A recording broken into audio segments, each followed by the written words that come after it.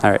Hey everyone, we're out here again today in the garden getting our spring plant ready, and we're gonna be planting something that it's kind of funny to say, but I love it. It's great for working in or cooking in the kitchen, but it's kohlrabi, and not a lot of people use it, but I love it. It's becoming a more and more popular thing amongst a lot of people. It is a vegetable. It's actually quite odd looking. You can see the package on here. This is just from OSC Seeds. We picked these up. This is purple kohlrabi, but you know what I mean. It tastes. I guess it's a member of the cabbage family, and it's very similar to turnip and cabbage the way it tastes. Maybe a little bit like a mild broccoli. It's hard to explain. You guys should try cooking with it. But anyways, it's a fast-growing, cool weather vegetable. That's why we're putting it in. We're just right around last frost time, or maybe a week early, middle of May here in central Ontario where we're growing. Anyway, so we're going to sow the seeds a ½ inch deep. We're going to be planting them, the rows, about 16 inches apart, so about this wide. And we're going to plant them about 6 to 8 inches between each other. These guys, you can cook with either, just a little bit of information I guess about them. You can cook either with the root ball itself or the leaves. Are both edible. They both taste great in their own ways. So anyways, let's go ahead. I'm gonna pop a couple out of the package here. They look a lot like broccoli seeds would, or cauliflower, cabbage, just round seeds.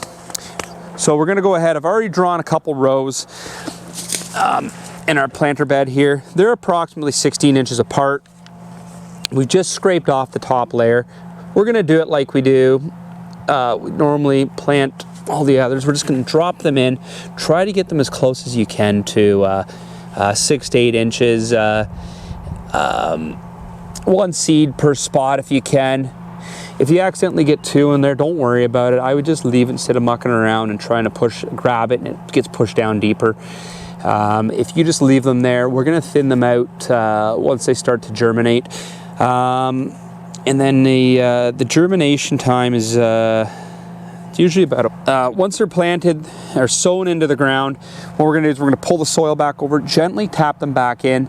As we do with everything else, we don't want to compact it. We want to have the soil loose, firm around the seed. And what that's going to do is protect the seed. It's going to keep it damp until it starts growing and gets a bit of a root system to it.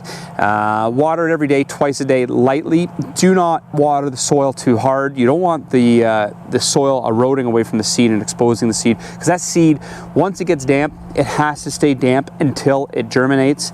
Then it's going to start growing some roots down into the soil, which is going to be a little bit more sustainable at that point. So anyways, why don't you guys try growing some kohlrabi yourself, and you're going to love it. I can guarantee you that, and learn to use it in your day-to-day cooking, and it's a great thing. Anyways, let's get this in.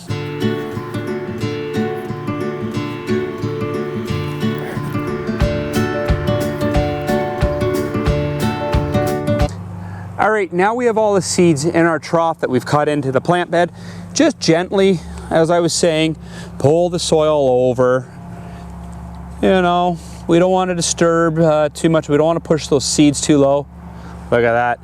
We got to pull that out. That's a weed. We'll get that out now. Save weeding it out later. So once we pull it over, pull the soil over top of the seeds, we don't want to push them down too deep. Gently tap them in. Doesn't take much. Keep them tucked in. And then one last thing that you want to remember to do, and that is stake them, okay? Stake them, put the name on, put it down into the soil,